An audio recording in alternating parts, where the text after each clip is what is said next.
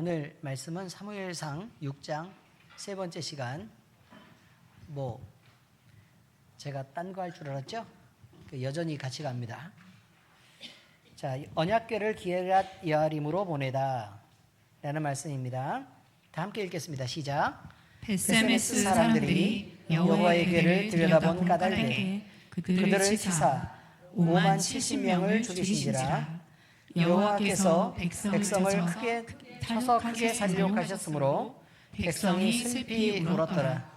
벳세메스 사람들이 이르되 이 거룩하신 하나님 여호와 앞에 누가 능히 서리요? 그를 우리에게서 누구에게로 올라가시게 할까 하고 전령들을 기럇 여아림 주민에게 보내어 이르되 블레셋 사람들이 여호와의 궤를 도로 가져왔으니 너희는 내려와서 그것을 너희에게로 옮겨가라. 아멘. 여러분, 오늘 제목이 뭐였으면 좋겠습니까? 성경 말씀 보면서 부지런히 얘기를 한번 해보세요. 제목이 뭐였으면 좋겠습니까? 언약궤를 기럇 여아림으로 보내다 하면 좋겠습니까? 제가 제목을 정해볼까요? 우리는 하나님의 거룩함을 감당할 수 있는가? 라는 것입니다. 우리는 하나님의 거룩함을 감당할 수 있는가? 벳세메스 사람들은요, 사실 기다렸을 것입니다. 엄청 기다렸을 텐데 뭘 기다렸냐? 하나님의 궤가 어떻게 블레셋 땅에 있는 것을 용납할 수 있었겠습니까? 그들은 굉장히 괴로웠을 것이고 많이 힘들었을 것입니다. 그래서 그들에게 다시 하나님의 궤가 돌아오기를, 그리고 그 궤의 영광도 함께 돌아오기를 바랐을 것입니다. 그런데 그렇게 기다리던 하나님의 궤가 벳세메스 땅으로 돌아옵니다.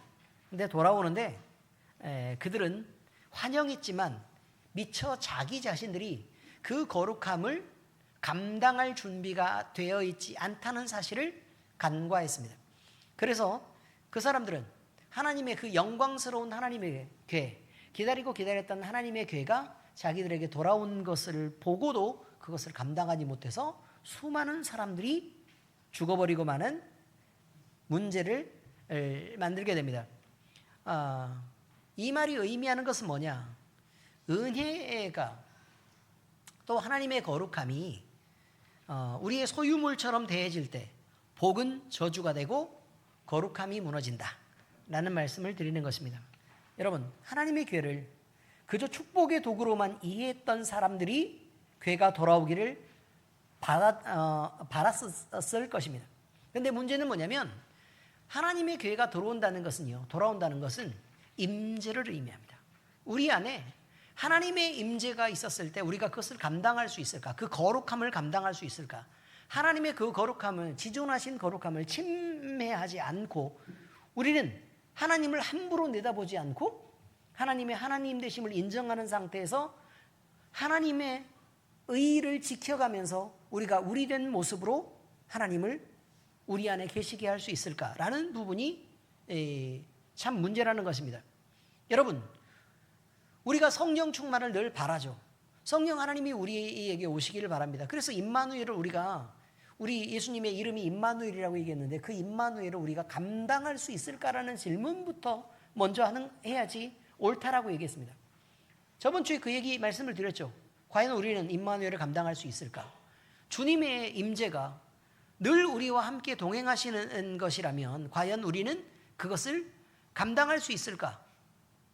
복된 거, 좋은 거, 축복된 거 이것만 생각하지 말고 우리가 범죄했을 때, 또 우리가 하나님이 요구하시는 그 규모의 거룩함을 갖지 못했을 때 우리에게 다가오는 그 저주를 우리 이걸 감당할 수 있냐는 것입니다. 그래서 우리에게 만약에 거룩함을 요구하시는 우리의 규모가 있었을 때 하나님이 너는 이만큼의 수준은 돼야 된다, 너는 이만큼의 수준은 돼야 된다라고 말씀하셨을 때 우리가 그것을 지켜내지를 못하면, 그러면 그 하나님이 우리와 함께 하시는 그 카이로스의 시간이 오히려 우리를 불편하게 한다는 얘기입니다. 그래서 이거는 결코 임마누엘의 우리 주님, 그리고 성령이 우리와 함께 계시다는 그 늘 함께 하시는 그 동행이 우리에게는 편안하지 않은 것이 될 수도 있다는 것을 늘 생각해야 됩니다. 괴로움이 될 것입니다.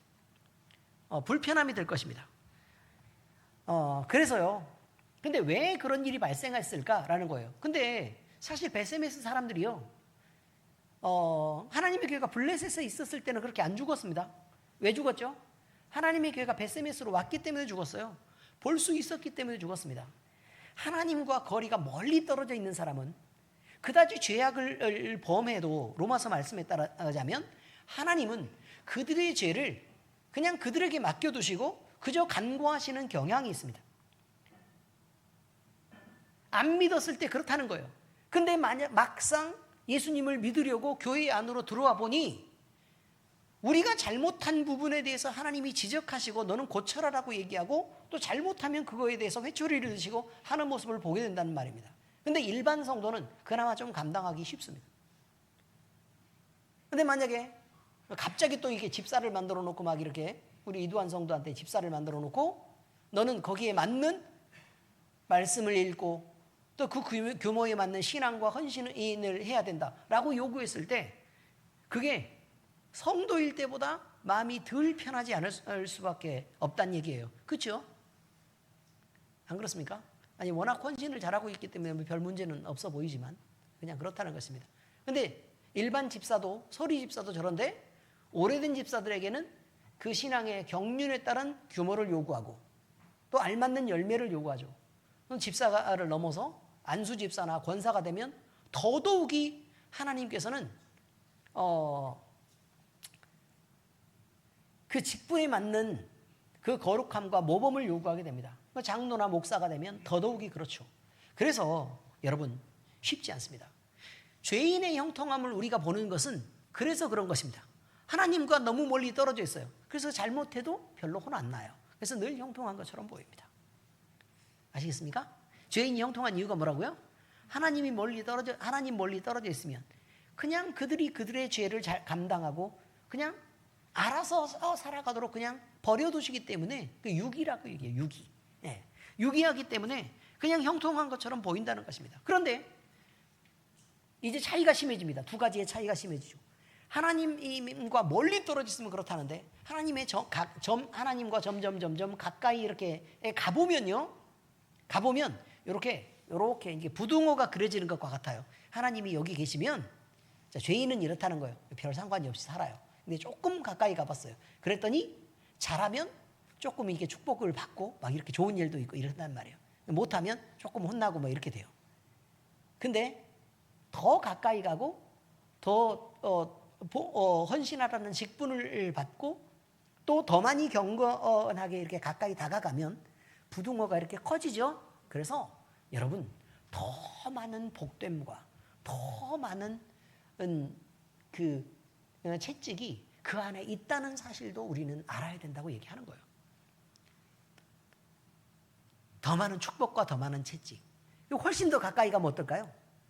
훨씬 더 많은 축복과 훨씬 더 많은 채찍이 있다는 사실이에요. 그거를 과연 우리는 감당할 수 있을까? 그래서 똑똑한 사람들은 하나님과 가까이 가면서 자기의 삶을 점검해서 더 많은 상을 받을 수 있도록 하는 것이 똑똑한 사람입니다. 어리석은 사람은 어떤 선택을 하는 거냐면 나는 너무 가까이 왔어. 그래서 내가 잘못하면 너무 심하게 혼나는 거야. 가정의 어려움도 있고 경제적으로도 어려워지고 여러 가지 문제들이 막 발생하고 이렇게 된다는 거예요. 너무 가까이 왔어. 그래서 문제가 너무 심각했어. 그러면 이거를 버리고 하나님의 복된 모습으로 하나님을 기쁘시게 하자. 그래서 더 많은 축복을 누리자. 이렇게 안 하고 어디로 가는 거냐면 하나님 멀리로 요나같이 멀어지는 것입니다. 그러면 조금 덜 혼나고 덜 복받고 이러는 것이 차라리 마음이 편하지라고 생각할 수 있다는 것입니다. 거룩한 하나님 앞에 설 수 없을 때 사람은 하나님과 거리를 두려고 합니다. 성경에 되게 많이 나와 있어요. 이런 것들이. 그렇지 않습니까? 하나님과의 거리를 두려고 하는 것. 이런 것들은요, 여러분, 이런 것입니다. 베세메스 사람들이 기럇 여아림으로 하나님의 교회를 보내려고 합니다. 그렇죠? 보내려고 합니다. 왜 보내려고 해요? 복됨은 엄청나게 복된 건 바라지 않아. 우리는 안 죽길 바래 라는 것이죠. 우리는 죽지 않길 바래. 여러분은 어떤 선택을 하시겠습니까? 아주 간단합니다. 어떤 선택을 하시겠습니까? 하나님 가까이 붙어서 더 많은 복됨과 더 많은 회초리 가운데서 주님과 더 가까운 교제를 나누면서 살기를 바라시겠습니까? 아니면 하나님의 진노가 너무 무섭고 또 축복도 그다지 바라지 않아서 그저 하나님 멀리 떨어져서 죄인과 비슷한 모양으로 자유롭게 사시기를 원하시겠습니까? 오늘 말씀은 우리가 당연히 너무 많은 사람이 선택하는 이 거리의 조정에 대한 부분을 얘기합니다. 거리의 조정. 그러면 오늘 묻겠습니다. 어디로 가시겠습니까? 베세메스로 온 하나님의 교회를 기럇 여아림으로 보내는 선택을 하시겠습니까? 아니면 여러분의 하나님께서 임재하시는 그 임재를 지켜내고 성령 충만한 모습으로 때로 더 많이 혼나고 힘들지라도 하나님과 가까이에서 더 큰 복과 낙을 누리는 것을 선택하시겠습니까? 그것이 오늘 전하려고 하는 말씀이었습니다. 기도하겠습니다. 하나님 아버지 감사합니다. 하나님의 임재하시는 하나님의 교회가 베세메스로 왔었을 때 그들은 베세메스 주민들은 준비되지 못했습니다. 그곳이 다른 지역도 아니었고 하나님을 섬기는 제사장 도시였음에도 불구하고 그들은 하나님을 어떤 모양으로 섬기며 또 어떤 모양으로 하나님의 교회를 대해야 될지 그들은 알지 못했습니다. 그래서 함부로 행동했고 하나님의 거룩함을 침노하는 자리까지 들어갔고 그래서 그들은 죽음을 당할 수밖에 없었습니다. 아버지 하나님, 우리에게 예수님은 임마누엘의 주님이시고 또 보혜사 성령님은 우리와 늘 함께 하시겠다고 말합니다.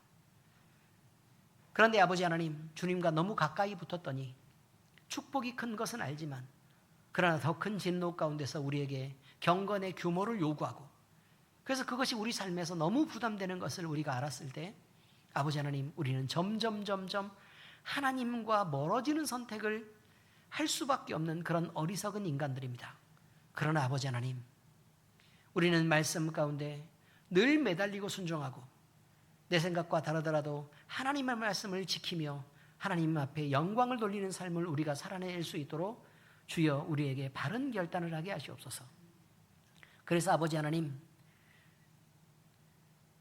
주님께 혼나도 주님이 우리를 사랑하셔서 가까이 두시려고 혼내시는 것이고 그것이 좋은 하나님의 우리를 위한 선택임을 우리가 늘 잊지 않게 하시고 아버지 하나님, 복을 받아도 우리가 잘해서 복 받는 것이 아니라 은혜로 받은 것임을 알고 하나님 앞에 더욱더 귀한 순종을 드리는 우리 될 수 있도록 주여 인도하여 주시옵소서. 우리는 아버지 하나님이여 아무리 흔들려도 임마누엘 주님을 선택하고 성령 충만을 선택하게 하시옵소서. 살아계신 우리 주 예수 그리스도의 이름으로 감사하며 기도합니다. 아멘.